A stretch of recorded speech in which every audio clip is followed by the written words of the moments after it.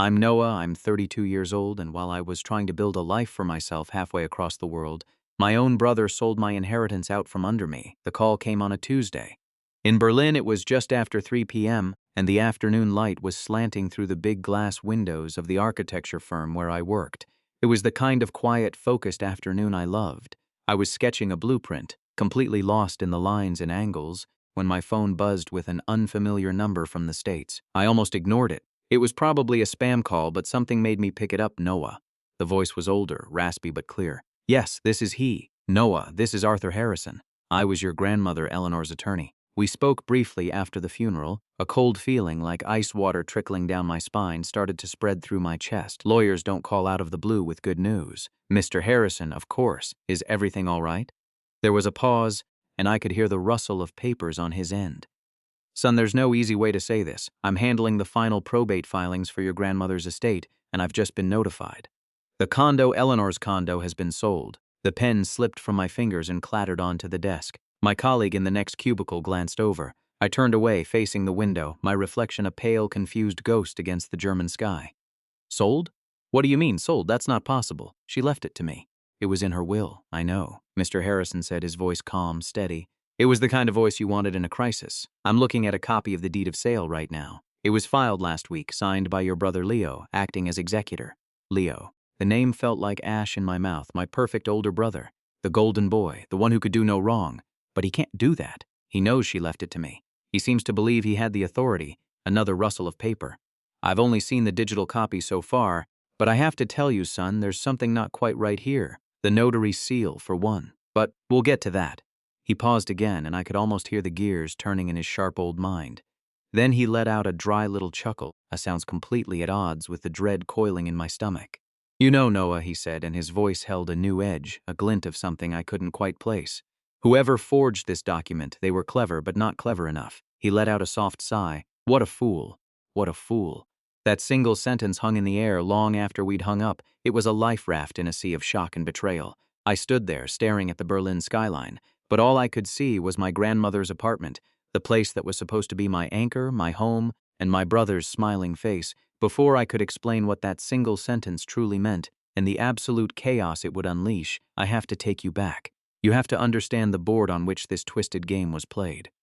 The flight from Berlin to Florida is long, 13 hours in a pressurized cabin suspended between two worlds, my world, the one I had built for myself, and their world, the one I had run away from. I didn't sleep, I just stared out the tiny window at the endless expanse of clouds below, and I let the memories come. They didn't start with the anchor. They started with her.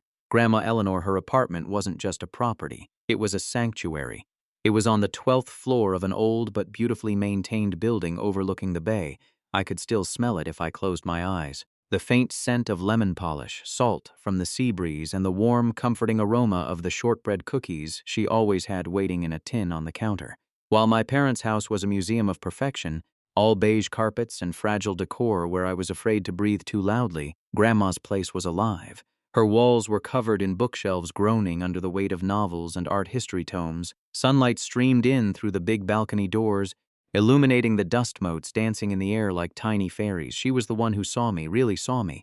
My father, a stoic accountant, saw my passion for drawing and architecture as a hobby. My mother, obsessed with status, saw it as a less respectable career path than my brother Leo's foray into real estate. An architect, she'd say, her nose wrinkling slightly. It sounds so unstable. Why can't you be more like Leo?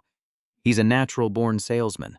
But Grandma Eleanor saw it differently. When I was 10, she bought me my first professional drafting set. Not a toy, the real thing with intimidating metal rulers and compasses that felt like surgical tools in my small hands.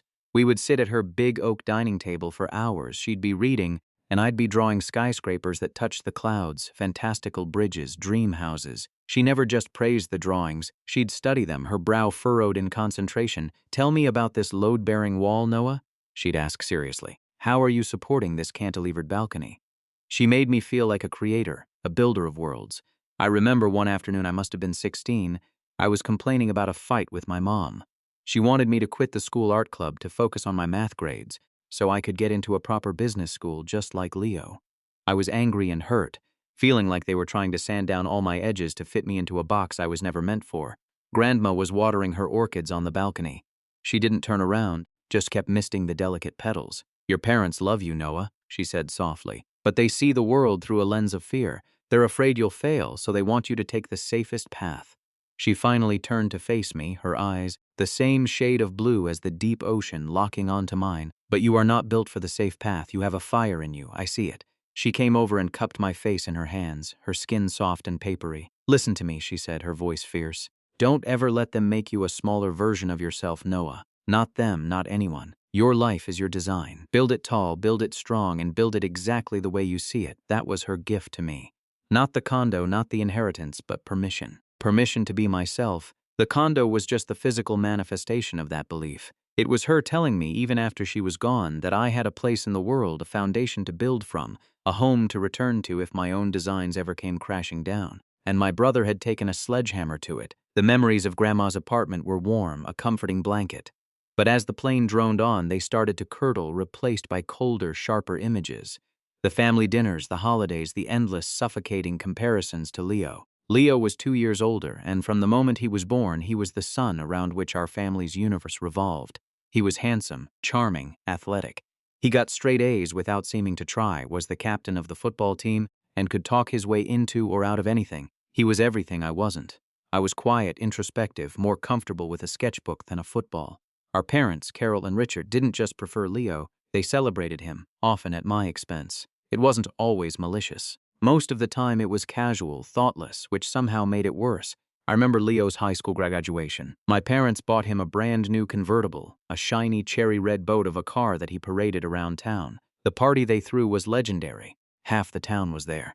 2 years later, when I graduated with honors and a scholarship to one of the best architecture schools in the country, I got a sensible sedan, a hand-me-down from my uncle and a firm handshake from my dad.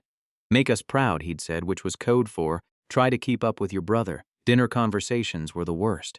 They were a performance and Leo was always the star. Leo closed on the old Henderson property today. My dad would announce, beaming, made a 20% commission. The kid's a shark. Oh, that's wonderful. Honey, my mom would gush. We're so proud of you. That promotion to senior agent is right around the corner. Then all eyes would turn to me. And you, Noah, how's drawing? It was the drawing, not architecture, not design. It was a hobby, a childish pastime. If I tried to explain a project I was passionate about, their eyes would glaze over. Then my Aunt Patricia, my mom's sister, would chime in. She was the queen of the backhanded compliment. Oh, it's so nice that you have your little passion, Noah, she'd say, patting my hand. It's important to have a creative outlet. Leo is all business, you know. He doesn't have time for hobbies, he's too busy building a future. Every word was a small cut. Every comparison was another brick in the wall they built between me and them. Leo, for his part, played the role of the magnanimous older brother. He'd sling an arm around my shoulder. Leave him alone, guys.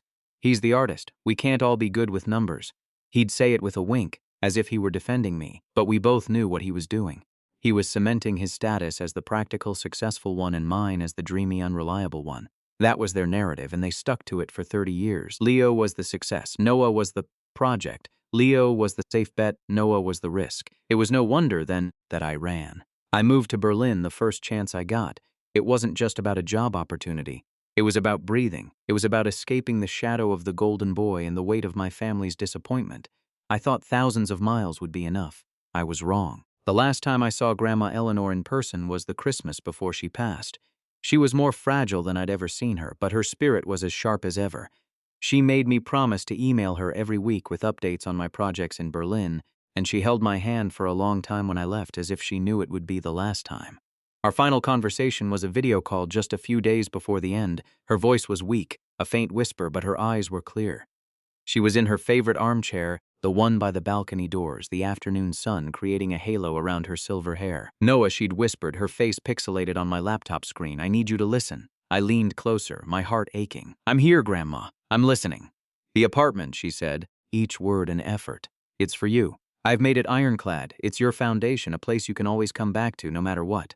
She took a shaky breath. Don't let them bully you out of it. It's yours. I won't, Grandma. I promised, my throat tight. I won't. She passed away 2 days later. I flew back for the funeral. The whole thing was a blur of black suits, sympathetic murmurs, and the suffocating scent of lilies.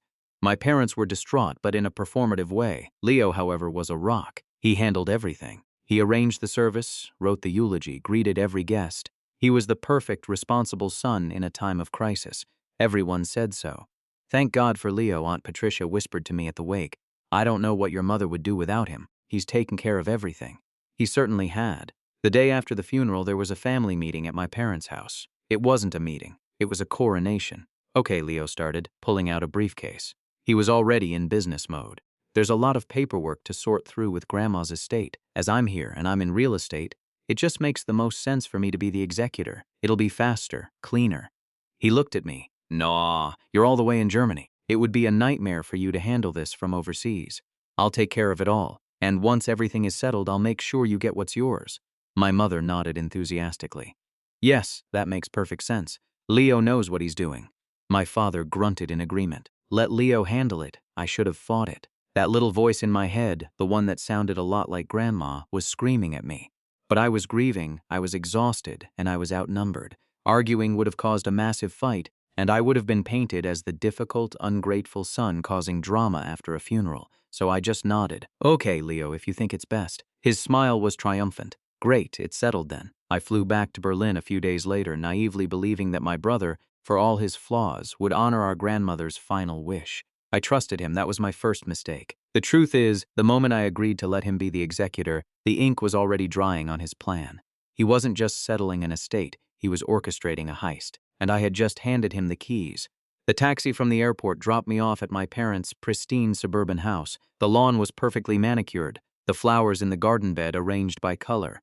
It was a house that screamed order and control, a place where messy emotions were swept under the rug.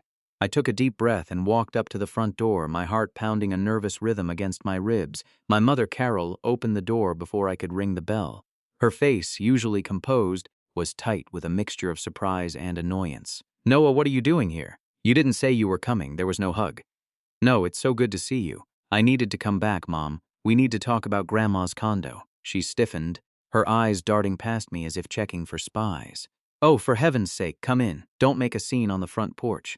I stepped into the cool, silent foyer. My father, Richard, emerged from his study holding a newspaper. He just looked at me over the top of his reading glasses, his expression unreadable. What's this about the condo? My mother demanded, closing the door behind me. Her voice was a sharp, accusatory whisper. Mr. Harrison called me? I said, keeping my voice as level as I could. He said it's been sold. He said Leo sold it. My mother waved a dismissive hand. Well, yes, he got a fantastic offer. Noah, way above market value. You should be thanking him. I stared at her, dumbfounded. The sheer audacity of it left me speechless for a moment. Thanking him? Mom, it was my inheritance. Grandma left it to me. We all knew that. Don't be so dramatic, she snapped. Your grandmother was an old woman. She wasn't thinking clearly. Leo did what was best for the family. He's putting that money to good use, investing it. He even said he'd set aside a little something for you. A little something? I could feel the control over my voice starting to slip. It wasn't his to sell. It was mine. He stole it from me. Don't you dare use that word in this house, she hissed, her face flushed with anger. Your brother has done nothing but look out for this family. He's the one who stayed here, who took care of things, who built a successful life. While you were off in Europe playing with your little drawings, it was always this. The same old song, every argument, every disagreement came back to this. Leo the saint, Noah the sinner. I looked at my father, pleading with my eyes. Dad, you can't think this is okay. He folded his newspaper with meticulous precision, setting it down on the hall table. He wouldn't meet my gaze. Your mother is right, Noah, he said, his voice flat. Leo handles the family's finances. He knows what he's doing. You should just let it go. Let it go. 2 words, 2 simple words that told me everything I needed to know. I wasn't just up against my brother. I was up against them all, a united front of denial and delusion. There was no reasoning, no appeal to be made. I was utterly, completely alone. No, I said, the word coming out quiet but feeling as heavy as stone. I'm not going to let it go. I turned and walked out the door, leaving them standing there in their perfect, silent hallway. The storm had just begun, and I was walking right into the heart of it. The next morning, I was sitting in Arthur Harrison's office. It was the complete opposite of my parents' house. It was a place of comfortable chaos. Books stacked on every surface, framed degrees hanging slightly crooked on the wood-paneled walls. It smelled of old paper and coffee. Mr. Harrison sat behind a massive mahogany desk, looking at me over a pair of half-moon spectacles. He exuded a calm authority that was immensely reassuring. Your parents' reaction is unfortunate, but not unexpected, he said, steepling his fingers. In these situations, families often close ranks to protect the one they perceive as the most successful. He thinks he got away with it, I said, the bitterness sharp in my throat. They all do. Well, Mr. Harrison said, a wry smile touching his lips, let's see about that. He slid a file across the desk towards me. This is a certified copy of the deed of sale I had messengered over this morning. Now I want you to look at two things. He pointed to a spot at the bottom of the page. First, the notary public. Her name is Brenda Schaefer. A quick search in the state database shows that Miss Schaefer retired 2 years ago. Her commission expired 26 months ago, to be exact. It's illegal to notarize a document with an expired commission. A jolt went through me. Hope. It was a small thing, but it was real. So the sale is invalid? Not necessarily on its own. It's a serious irregularity, a big red for a judge. But the real key is the signature. He pushed another set of documents towards me, old tax returns and a previous will, all bearing my grandmother's signature. You also brought the birthday cards she sent you. I pulled them from my satchel. 3 cards, one from each year I'd been in Berlin. On the desk, we laid them out. The official, practice signatures on the legal documents, the more personal, slightly shaky signatures on the cards, and then the one on the deed of sale. At first glance, the forgery was good. Very good. Leo must have practiced for hours. The loops, the slant, the pressure, it was almost perfect. But almost isn't perfect. Look here, Mr. Harrison said, tapping the E in Eleanor. Your grandmother always made the top loop of her E slightly larger than the bottom one, like a little hat. It's there in every single one of these authentic examples. He then pointed to the forged signature. Here, the loops are almost identical.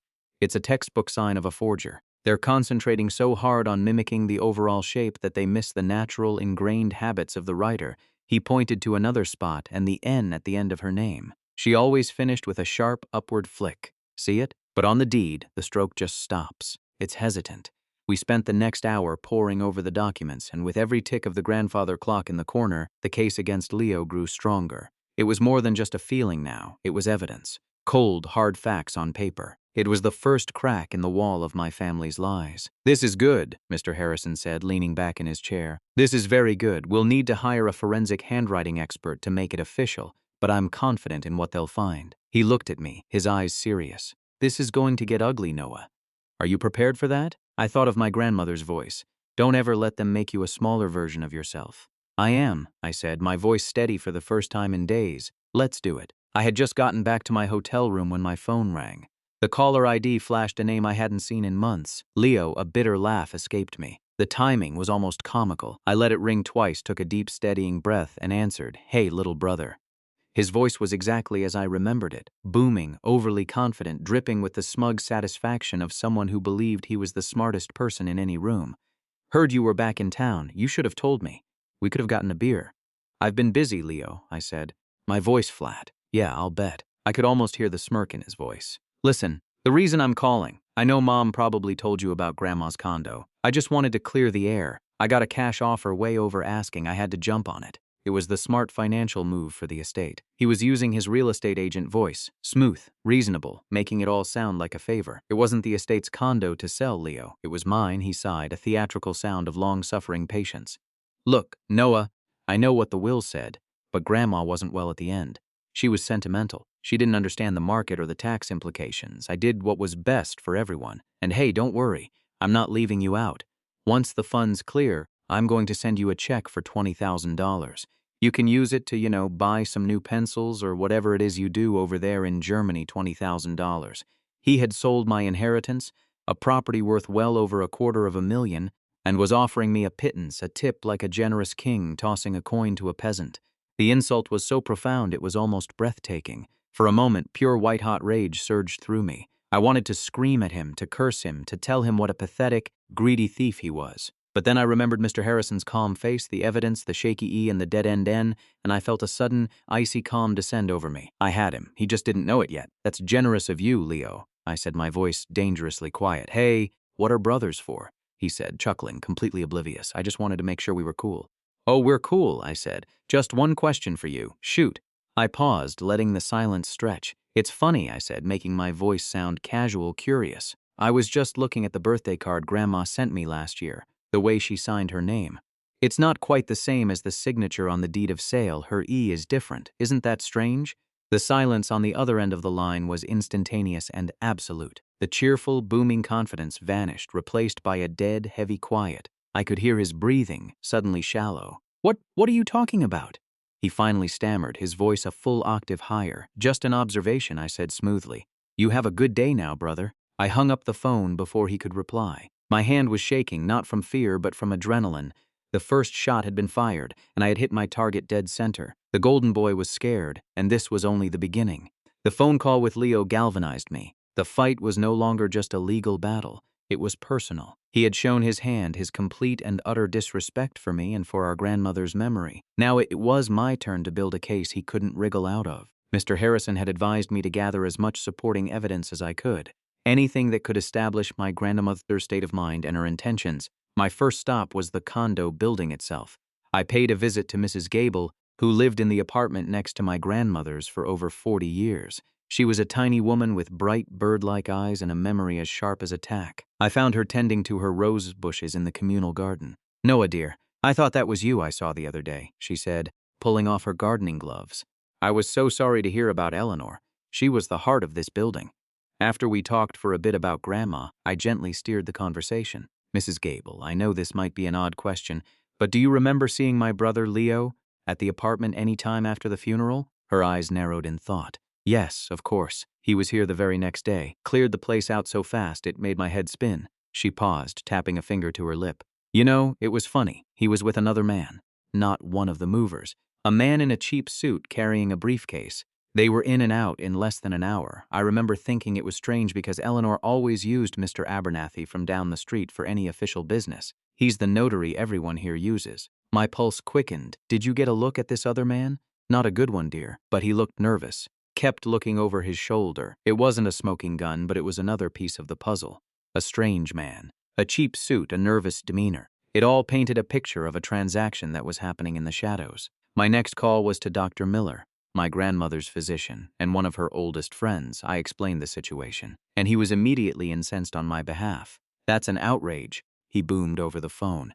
"Your grandmother spoke of you constantly, Noah. She was so proud of you chasing your dreams in Europe.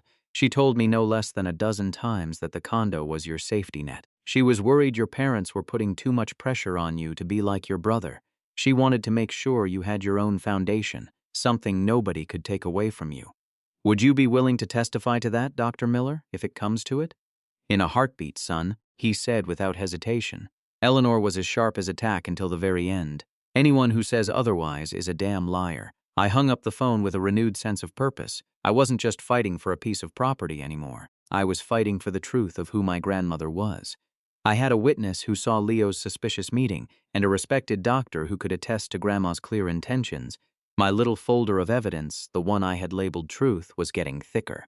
The eye of the storm was calm, but I was busy sharpening my weapons for the hurricane I knew was coming. With the witness statements and the glaring irregularities on the deed, Mr. Harrison said we had enough to make our first move. It wasn't going to be a dramatic courtroom showdown, not yet. It was something quieter, colder, and far more effective. "We're going to file for an emergency injunction," he explained, his voice calm and methodical over the phone. "We'll present the evidence of potential fraud to a judge, the expired notary, the questionable signature, the witness testimony. We'll ask the court to freeze the proceeds from the sale until this matter can be properly investigated." "Freeze the money?" I asked, a slow smile spreading across my face. "That's right," Mr. Harrison confirmed. "Your brother won't be able to touch a single penny of it. It will be locked down in an escrow account by court order. For a man who just sold a property for a significant sum and who likely already has plans for that money, this will be disruptive." Disruptive was the understatement of the year. I knew Leo, his entire identity was built on the image of success. The new car, the expensive suits, the perfect family in the perfect house in the perfect neighborhood. That image required a constant flow of cash. His wife, Chloe, was just as invested in that lifestyle, if not more so. Cutting off their access to a windfall of over $300,000 would be like cutting off their oxygen. The process itself was surprisingly swift and impersonal. Mr. Harrison drafted the motion, attached our preliminary evidence, and filed it with the county court. There was no hearing, no shouting match. Just the silent, grinding gears of the legal system turning in our favor. 2 days later, Mr. Harrison called me. The judge granted the injunction. "Noah, it's done. The order was just served to your brother's bank." I imagined the moment. Leo, probably out at a client lunch, trying to pay with his debit card and having it declined, the confusion, the annoyance, then the dawning horror as he checked his account online and saw a balance of 0 with a note referencing a court order. The frantic call to his bank. The cold, impersonal explanation from a bank employee. It was a declaration of war delivered not with a shout, but with the quiet, devastating finality of a legal document. We had seized the disputed territory. Now we just had to wait for the enemy's panicked response. I didn't have to wait long. The silence from my family, which had been deafening for the past week, was about to be shattered completely. The real storm was finally about to break. The call came from an unknown number. When I answered, all I heard was frantic, hysterical sobbing. "Noah? Oh my God, Noah, you have to help me." Took me a second to place the voice. It was Chloe, Leo's wife. "Chloe, what's wrong?" I asked, though I had a very good idea. "It's the money, Noah. It's all gone. The bank account is frozen. We can't pay the mortgage on the new house. We have a balloon payment due next week on the construction loan. We're going to lose everything." Her voice was a raw shriek of panic. This was the life they had built. A house of cards financed by future commissions and anticipated windfalls. I had just pulled out the bottom card. "That money is frozen because it's stolen property, Chloe," I said, my voice hard. There was no room for sympathy. "I didn't know." She wailed. "I mean, I knew he was selling it, but he said it was all legal. He said Grandma was confused and he was just fixing her mistake. He promised me everything was fine." She was trying to distance herself to play the victim, but I wasn't buying it. "Did you really believe that, Chloe? Or did you just not want to ask too many questions because you had already picked out the new furniture?" Her sobbing hitched. She knew I was right. "What are we going to do?" she whispered, her voice cracking. "He's losing his mind, Noah. He's been on the phone with his lawyer all day. They're talking about countersuits, about declaring you incompetent. He's saying terrible things." "Let him," I said calmly. "He's just digging his hole deeper." There was a long pause filled only by her ragged breathing. She was cornered, and a cornered animal will do anything to escape. "What do you want?" she asked, her voice barely audible. "The truth, Chloe. I want the truth. If I help you," she said, her voice dropping to a conspiratorial whisper, "you have to promise you won't come after me. I have the kids to think of. Their college fund. Everything is tied up in this. I'm not interested in you, Chloe. I'm interested in justice for my grandmother. Help me, and you'll have nothing to fear from me." Another pause. I could hear her making the calculation, weighing her loyalty to her husband against the stark reality of financial ruin. Self-preservation won. "Meet me in an hour," she said, naming a coffee shop on the other side of town. "And Noah, don't tell Leo, he would kill me." An hour later, I was sitting in a corner booth, watching a visibly terrified Chloe slide a manila envelope across the table towards me. Her hands were shaking so badly she could barely let go of it. It's from his desk drawer," she whispered, not meeting my eyes. "He thought he'd thrown them all out, but he missed one. He's so arrogant. He never thought anyone would look." I opened the clasp and pulled out the contents. My breath caught in my throat. It was a single sheet of paper from a yellow legal pad. But it wasn't a legal document. It was covered from top to bottom in my grandmother's name, dozens of times. Some were close to her real signature. Others were shaky and distorted. It was a practice sheet, the undeniable damning proof of his crime. He hadn't just signed her name once. He had learned it. He had rehearsed the theft. I looked up at Chloe. Her face was pale, her eyes wide with fear. She wasn't an ally. She was a coward who had chosen the winning side. But it didn't matter. She had just handed me the weapon that would end this war. The meeting was held at Mr. Harrison's office. Felt like the final scene of a play. The air in the conference room was thick with tension. On one side of the long, polished mahogany table sat Leo and his slick, expensive-looking lawyer. My parents were there too, sitting slightly behind Leo, a silent, grim-faced support system. On the other side, there was just me and Mr. Harrison. Leo's lawyer started, his voice smooth and condescending. "Mr. Harrison, we're here today to resolve this unfortunate family misunderstanding. My client, Mr. Vance, acted in good faith as the executor of his grandmother's estate. This injunction is a frivolous and malicious action, and we are prepared to file a countersuit for damages to my client's reputation and financial standing." Leo sat there, nodding along, a smug, confident look on his face. He clearly regained his composure.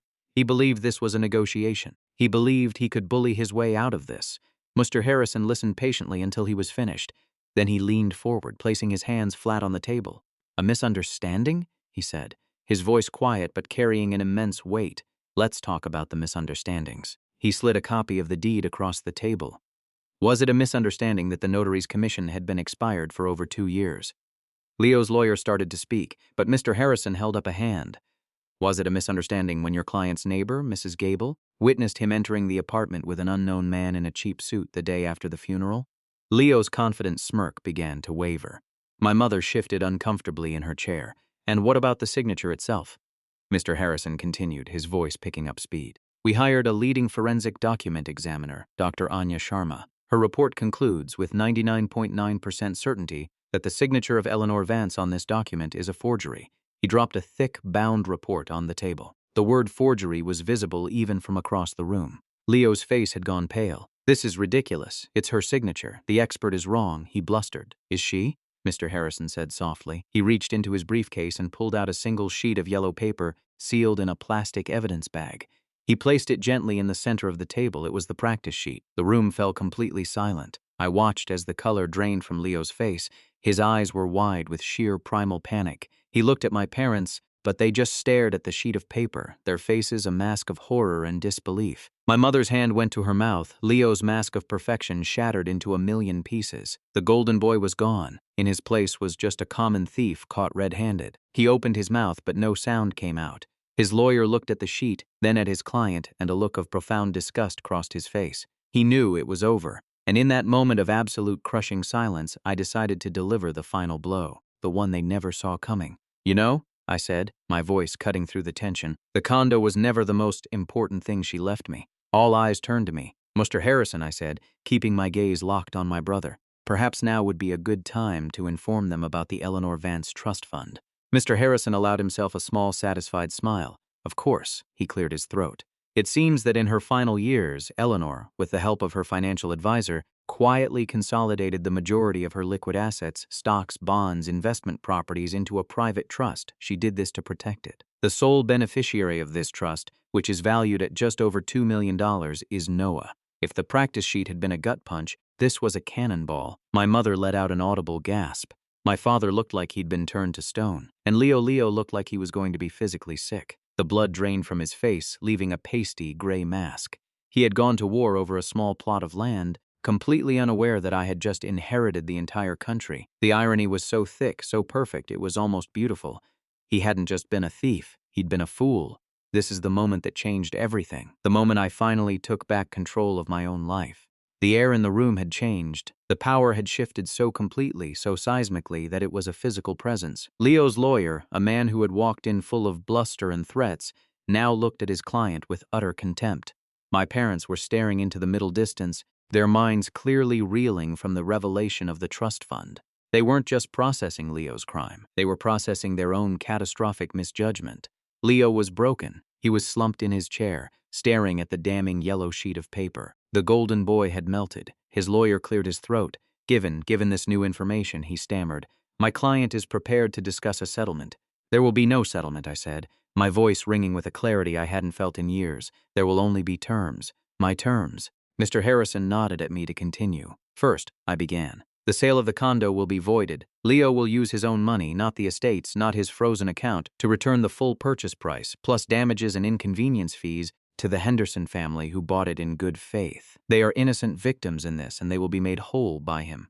Leo flinched but didn't speak. "Second, he will pay for all legal fees, mine, his, and the Hendersons. He will also pay the full fee for Dr. Sharma's expert analysis." I paused, letting the financial weight of his actions sink in. "But the money was the easy part." "Third," I said, looking directly at him, "you will write a full unreserved letter of apology. It will be notarized by a real notary this time. In it, you will admit to forging our grandmother's signature and attempting to defraud me of my inheritance. A copy of that letter will be given to me, to Mr. Harrison, and to every member of our extended family." A low gasp came from my mother. This wasn't just about punishment. It was about destroying the myth of his perfection. "And finally," I said, turning my gaze to my parents, "you will write a separate letter addressed to our parents. In that letter, you will explain not only what you did, but why you felt you could get away with it. You will admit that you took their constant praise and my constant dismissal as a green light. You will tell them that their favoritism created a monster, and you will give that letter to them, and I will get a copy." This was the hardest blow. It wasn't just about Leo's crime anymore. It was about the family system that created him. It was forcing a reckoning that was 30 years overdue.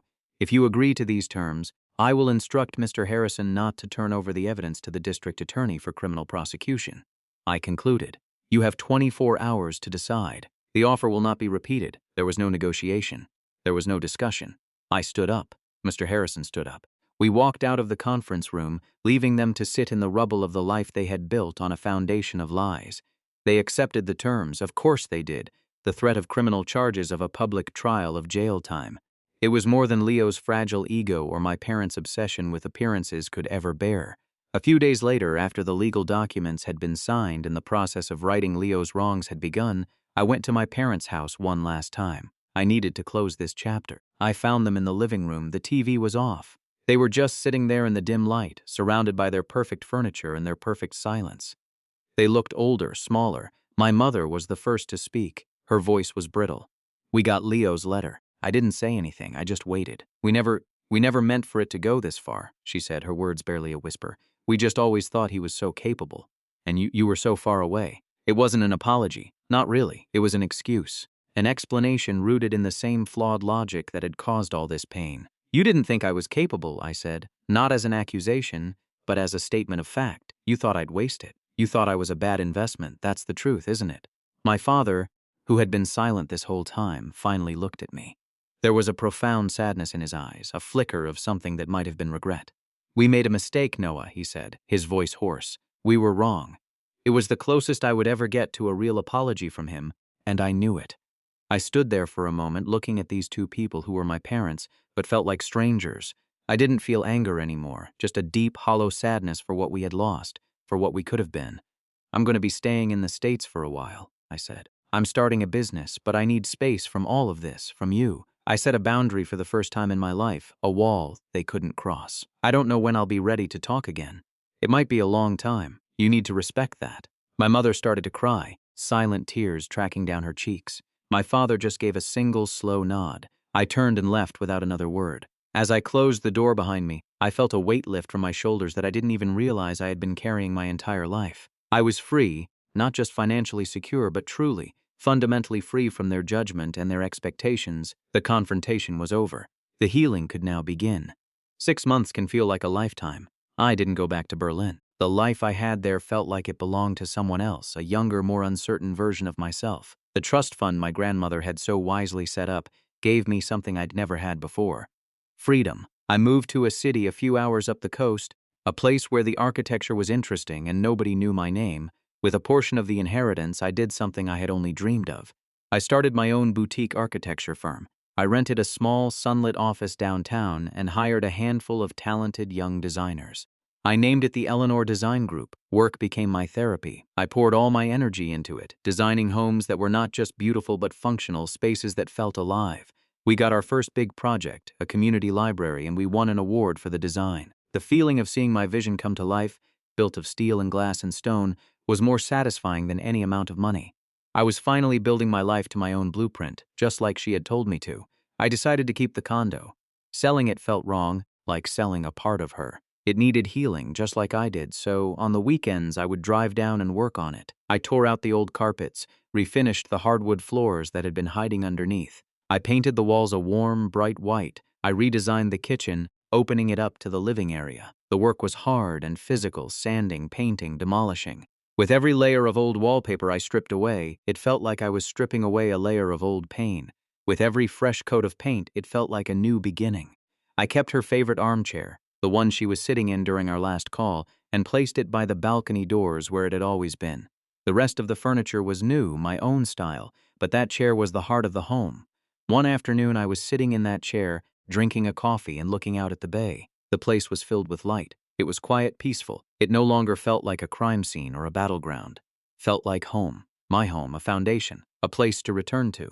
My grandmother had given me a gift far greater than property. She had given me the chance to rebuild myself from the ground up, and for the first time in a very long time, I felt an overwhelming sense of peace. I kept my distance from the family, as promised. The only news I got came in trickles, mostly through Aunt Patricia, who, in the absence of other family drama, had appointed herself the carrier of grim news. Her calls were always filled with a kind of morbid satisfaction. She told me that Leo and Chloe were in the process of a very messy divorce. The financial strain had shattered their already fragile marriage. Chloe had taken the kids and moved in with her parents. Leo, she said, was a wreck. He'd had to sell their big new house at a massive loss to cover his debts. He lost his job at the real estate firm. The scandal, though not public, had become known in the small, gossipy world of high-end real estate. No one wanted to be represented by a man who had forged his own grandmother's signature. He was selling used cars at a dealership off the highway. The golden boy had lost his shine. I felt nothing when I heard this, no joy, no satisfaction, just a quiet, detached sadness. His downfall was his own creation. My only role had been to turn on the lights so everyone could see the monster he had become.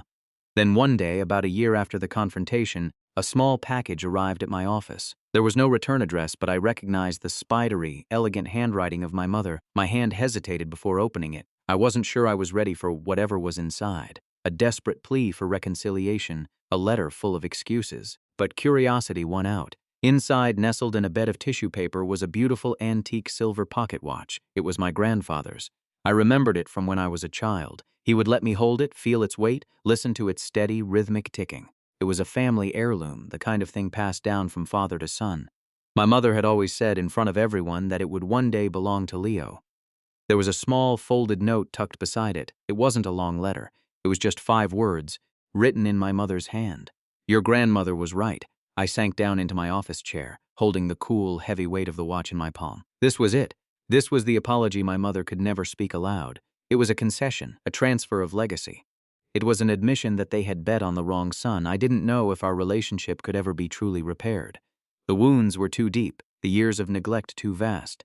But for the first time, a tiny sliver of hope appeared. Maybe, just maybe, this was the start of a new foundation, one built not on lies and favoritism, but on a difficult, painful, and long overdue truth. The ticking of the watch in my hand sounded like a heart slowly starting to beat again. Today I'm standing on the balcony of my grandmother's condo. My condo. The sea breeze is cool and salty, and the sun is setting over the bay, painting the sky in shades of orange and purple. The city lights are just beginning to twinkle to life below. It's beautiful, the renovation is finished. The space is filled with my own art, my own books, and the quiet hum of a life I've built with my own 2 hands. The Eleanor Design Group is thriving. We're taking on bigger projects, and I feel that spark of passion every single morning, the one my grandmother always saw in me. I don't hate my brother anymore. I mostly feel a kind of pity for him. He spent his whole life chasing a version of success that my parents defined for him, and it left him hollow. I hope someday he finds a way to build a life based on something real, something honest.